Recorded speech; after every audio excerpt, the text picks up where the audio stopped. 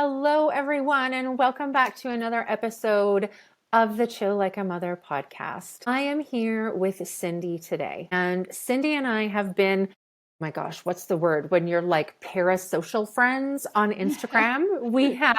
We've never officially met before today, and I'm so excited to have her here because what drew me into her Instagram, thank you, algorithm, was the way that she approaches sensory overload for moms from an occupational therapy perspective, which I think can be, which I know can land differently and be spoken about differently than talk therapy or from that like real therapist perspective. And for those of you who've listened to the podcast before, I'm Kayla Huzar. I'm a social worker, but my main modality of intervention is expressive arts therapy, mindfulness, body-centered awareness. And so I work a lot with the body, which helps the mind. And so when I'm explaining theories like cognitive behavioral therapy to clients, which if you don't know what that is basically a way that we reframe our thoughts. And sometimes I feel like it falls short from the actual experience of the event, the emotion of it,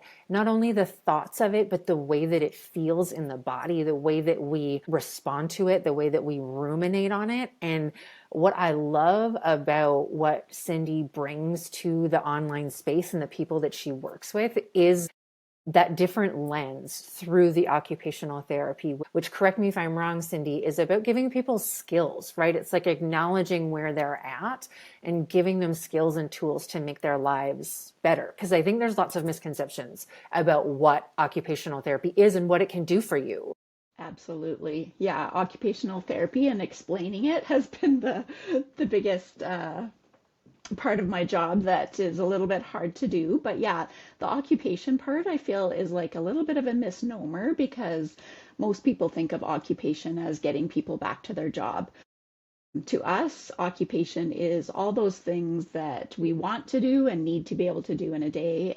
And if illness, injury, the transition into or through motherhood is making those things difficult to, get back into painting, to get back into hiking, to be able to meet with our friends and do those things that add value and quality to our life. We help to build skill, remove barriers so that they can do those things. And so there's a real focus on doing, I guess, and kind of those meaningful activities is something that we talk a lot about, which is kind of just your favorite things to do, your favorite roles, if you love being an auntie, if you're not a mom yet, kind of those things that really make you you. That's kind of what we focus on. And so yeah, and I love that you said about the body and how that really contributes to the mind. And I would say, are really holistic health professionals. And so kind of looking at the body, the mind, the spirit. And so that really resonated for me that, working with the body can make such a difference with the mind as well. And the spirit,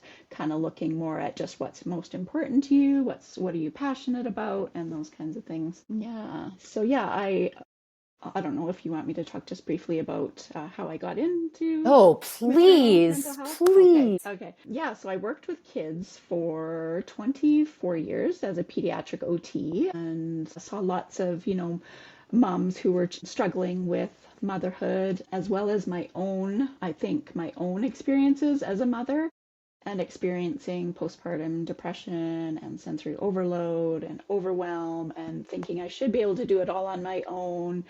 Always, I guess up until that point, I felt like everything I did, I was able to do well. And all of a sudden, motherhood, it was like, oh, I can't master this. It's not a doing, it's more of a being. And so through my experience or my challenges of motherhood, I just really wanted to be able to support other mothers through this transition because it's a big one. And yeah, so that's, I guess, kind of my personal experience over my professional experience led me to that. So yeah, the last 8 years, I started out part-time and then now I'm doing it full-time where I support moms in their maternal mental health. And then I also, with that pediatric experience, can support them if they're having difficulties with their baby's breastfeeding, bottle feeding, introduction to solids, any sensory regulation, or yeah, kind of activities of daily living challenges. Yeah, that's kind of my little backstory.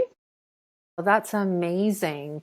It's very similar to how I got into private practice and using expressive arts therapy as my main modality. I had been burnt out from my my real job and as a social worker, and I went to work for a commercial photographer for a time as his assistant. I just needed a break from all of it. And while I was working for him in this like crazy creative field, right? Like the whole day is about creativity and Mm-hmm. photography and not only setting up the shoots, but the editing that comes afterwards and like all of the creative bits about that. And I just kept thinking to myself, there has to be a way to do both of these things, like merge my passion for being a social worker and my passion for creativity. And that's when I Mm. started researching ways to be able to do both. My son was 2 when my firstborn son was 2 when I went to when I went back to school and became an expressive arts therapist. And as I was there, I, and this sounds really far fetched, even as I say it. I like healed all of those parts of myself that were Wow. like lost or stuck or felt invisible in motherhood because exactly that, Cindy. It was like I knew that I could perform at a different level, which comes with its all own stuff about productivity and being a woman and all this Right. stuff. Yeah. But like everything was so much slower, and I had a really hard time adjusting and surrendering to what was happening right in front of me, which Mm. then caused a bunch of anxiety because I couldn't control it. I couldn't control when my baby woke up in the night. I couldn't control how much he ate or how much he didn't eat, Mm-hmm. or what the when a parcel was going to end up on the doorstep and the doorbell was going to ring and the dog was going to Right. bark and he was going to wake up, Yeah. and so I became like hyper fixated on creating the perfect environment so that nothing would go wrong, to decrease my own sensory overload from Yeah. all of it. Mm-hmm. Yeah, that's huge. There's so much out of control in motherhood. Hey, and it doesn't matter the number of books you read because I'm a researcher and a reader. And yeah, sometimes you have to step back from maybe come out of the head and into your heart a little bit more and what feels right to you. And Yeah, yeah. absolutely. Can you share with us what moms are coming to you to support them in? Is it this idea of like shoulds? Is it that they feel out of control with their emotions, or they feel like they just can't handle whatever's in front of them? What is like the most presenting thing that people come to you for?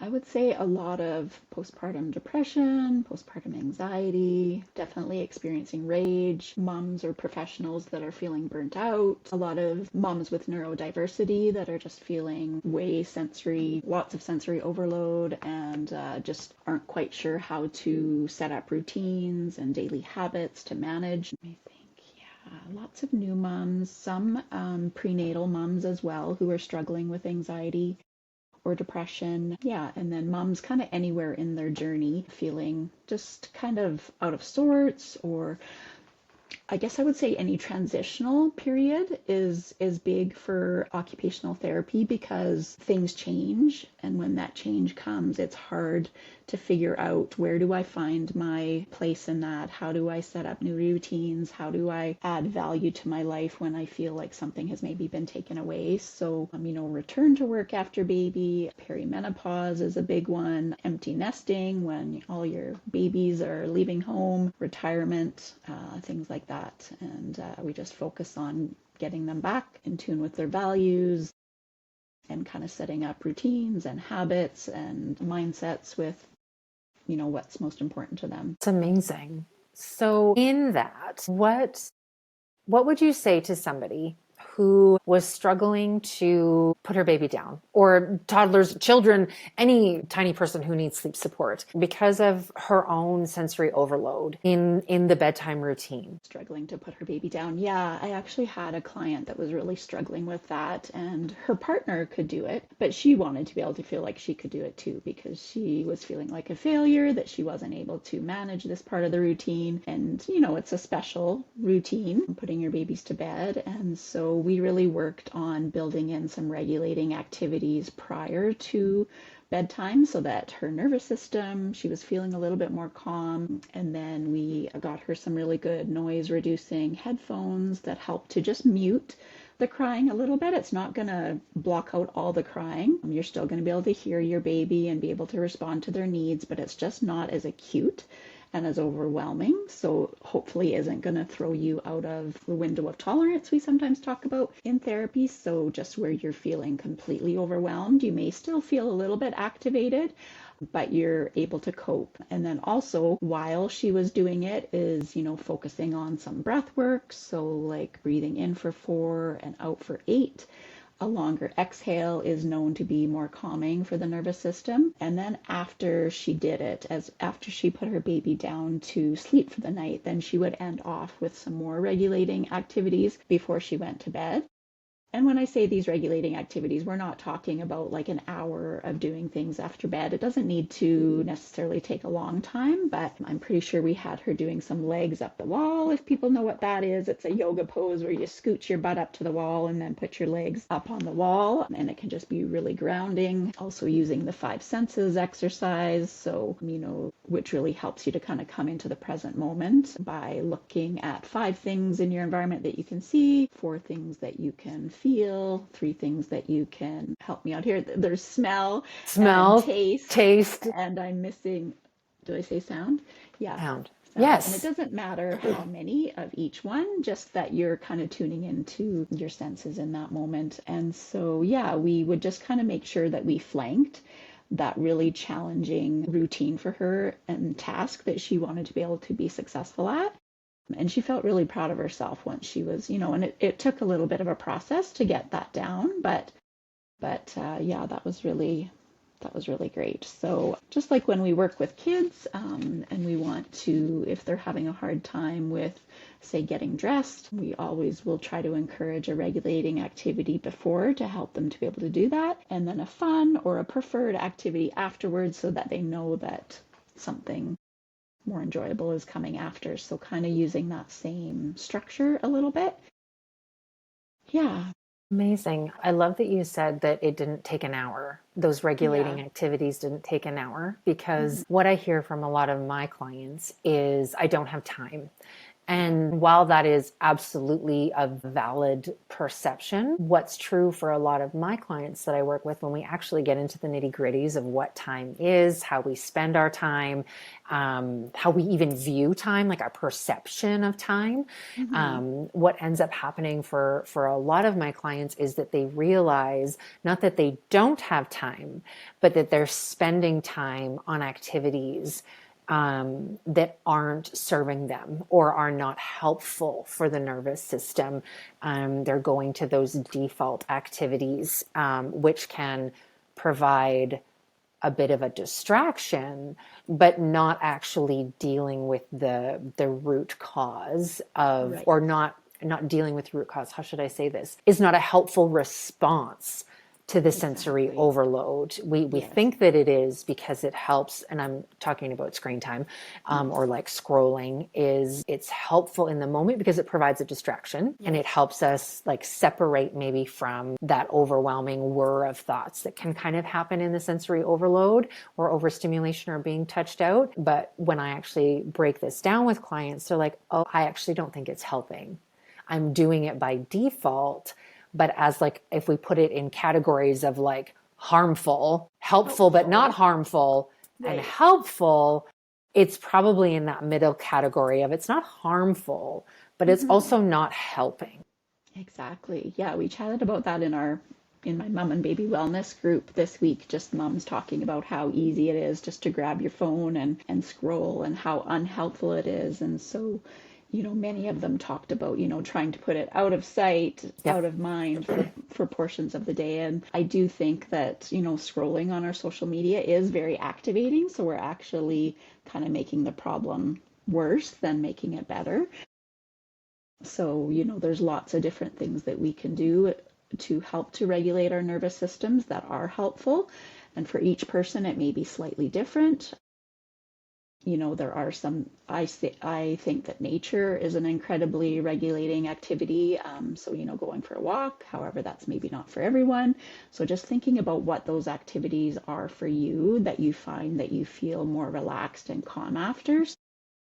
Reading, drinking a cup of tea, giving yourself a big bear hug, kind of this deep pressure massage is known to be quite calming for the nervous system, as is what a lot of people don't always believe, but it stimulates our polyvagal nerve is when we do any humming or singing, and the polyvagal nerve is directly linked to our parasympathetic nervous system, so it can bring on that calming. Yeah, and there's so many other things. A lot of things to do with our mouth can be quite calming. So like chewing on a crunchy snack, some carrot sticks, sucking through a straw cup, those things are all really helpful. Yeah. Hmm. Something that has helped me in moments where, like, I'm about to lose my mind, being that we are an ADHD family, and so there's lots of sensory situations or different speeds in which we approach things, and there's this bilateral music, and it's an Instagram reel that I found, and my kids know that I use this as a resource, and so if I am like about to yell, and this takes practice for anybody who's listening. Something that I hear a lot from my clients is like, but I can't stop myself, right? There's no pause in between the I'm gonna yell and the yelling, or I know that I shouldn't react in this moment, and then I am doing it. Exactly. Yeah. And so it takes practice to identify the resource that you need and actually use it. And Yes. so in this acute moment when I am about to quite literally scream bloody murder at my children for being too fast or too slow or whatever in this moment of getting ready in the morning, I'll try to find it and link it in the show notes, but it's a song and you're supposed to put it under your chin and the music goes from ear to ear and it does this magical thing in my brain where everything quiets and I'm able to tune in to the body sensations, and it only takes about 10 seconds. Again, that like perception of, well, I need an hour to calm down. It works for me, might not always work for everybody else, but it's this stimulation that happens in my brain and it allows that moment of pause and it can allow me to think about how I actually want to show up in this moment, right? My kids are Amazing. just being kids, right? They're just like, they're not being rude. They're not purposely doing this thing, right? No. They're either having a hard time or they're overstimulated themselves and don't know how Mm-hmm. to move from what we're doing to the next step, right? And so Totally. this moment of pause is really important. And I think a really big misconception for at least the women that I work with is that I, I need tons of time for that, Right. right? Like in the moment, my kids are screaming or my baby's crying or they won't sleep and how do I take a moment for myself? And something that I have found really helpful is for myself and a lot of my clients is using resources that can be used in the heat of the moment, that it doesn't Yes. that doesn't require you to step away. Yeah, that's huge because usually or oftentimes it is just you with the little one. So what can you use in the moment? There's lots of things that we can do preventatively to try to help to calm your nervous system, but what can we use in the moment? And like you say, it takes a lot of practice and a lot of self-awareness to kind of notice those cues in ourselves when we're starting to get overwhelmed before we're to that completely sensory overloaded place. And we'll recommend is some type of breath, just because I think that has such a direct impact on our nervous system. So again, the breathing in for 4 and out for 6 or 8, just that longer exhale, as well as if you need to, stepping outside, putting your baby or your children where they're safe and stepping outside for a moment, I think is totally fine, or into the bathroom. Having a pillow or something, if you feel like you need to exert some energy, something to punch, to scream, calling a friend, taking a break in whatever way you need to. I love this idea of the music and the binaural beats. I'm not sure if you've played around with that at all. No.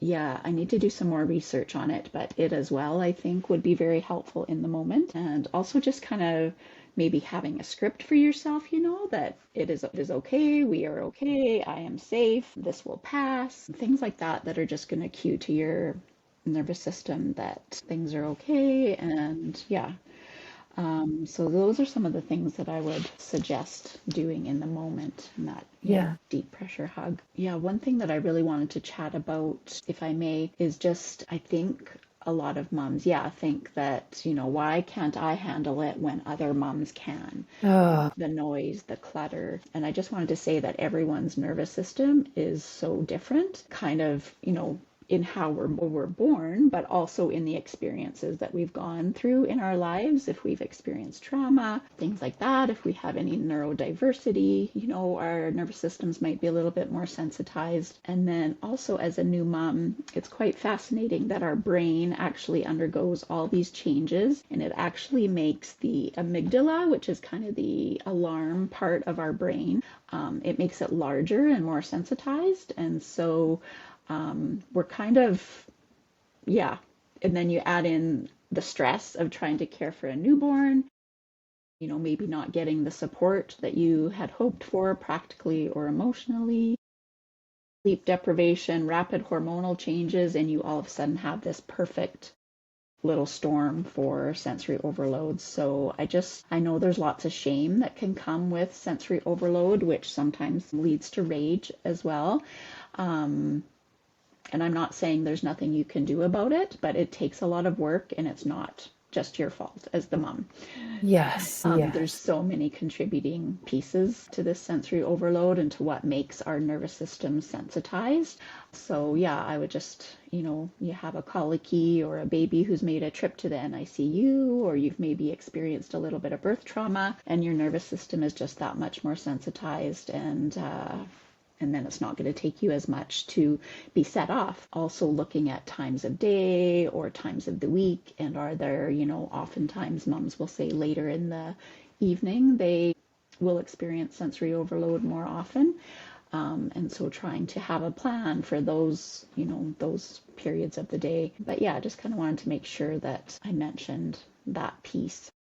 Hmm. Yeah. Yeah, there's so much, there's so much more at play than just the individual person, Yes, right? exactly. And the I'm failing, or I'm the only one going through this, or that narrative of why does it seem like other moms can handle it and I can't? Or does it mean that I love my baby less, or eat, like Yeah. all of those things are so much bigger than the individual. And one of the things that I hope anyone can access, when you realize it, is the idea that I'm not alone in this. I'm alone a lot of the time, but in the bigger picture, like, I'm not the only mom up in the night with a colicky baby. I'm not the only mom who is experiencing sleep deprivation. There are so many humans out in the world. I mean, we wouldn't have jobs if there was only one person experiencing it. So Right. there are so many humans out in the world who are experiencing these things, and it can feel so real and overwhelming and like helpless or hopeless in the moment. I've been in these moments where I'm like, why did I Mm-hmm. even have this child? Like, this Yeah. is an alien child. It's not mine. Like, Right. this is some kind of cruel joke, right? And all of these tools, even when they feel maybe fluffy or like inaccessible, or how can breath really make me feel that much better? I can assure you that if any of those narratives are happening for you as a listener, that upon implementation, you may feel differently about it, and getting over that first hurdle of trying to implement something new when you're already in a hard place can feel really overwhelming. But I cannot guarantee it. There's a million really good ideas out there in the world on how to cope with motherhood, and only a handful of them are going to work for you, your temperament, your life, the culture that you live in, the geographical location that you live in, And so when you think about scripts or tools or things online, there's a bit of a level of like curiosity that also can be helpful around what might help me in this moment, what's not going to help me in this moment, right? I had a therapist once who told me all of my postpartum anxiety and OCD would be cured if I just went to yoga. And I was like, you can, no, that's not it. It's a tool, it's a resource. And I think it works for a lot of people. That for me, that resource did not match that problem. And so for some people it does. But for me, it was like, that's not the only, that cannot be the only thing. Right. So Yeah. personal what Yeah. works for each of us. Yeah. Yeah. Absolutely. Absolutely. Well, thank you so much, Cindy, for sharing your wisdom with us around how we can implement resources into these transitions of motherhood and these different phases of motherhood when we feel like we are struggling and alone and we are the problem. And that lovely reminder that our ability to manage or navigate motherhood or sensory overload is not a personal failure. There's so much more going on that. And when parents can access resources, paid or unpaid, the feeling of more joy and more patience and less critical of yourself is a natural, amazing result of that. Yeah, absolutely. Yeah, I've enjoyed chatting with you so much about this. It's a topic that's near and dear to my heart, and so thank you so much. Thank you, Cindy. Have a good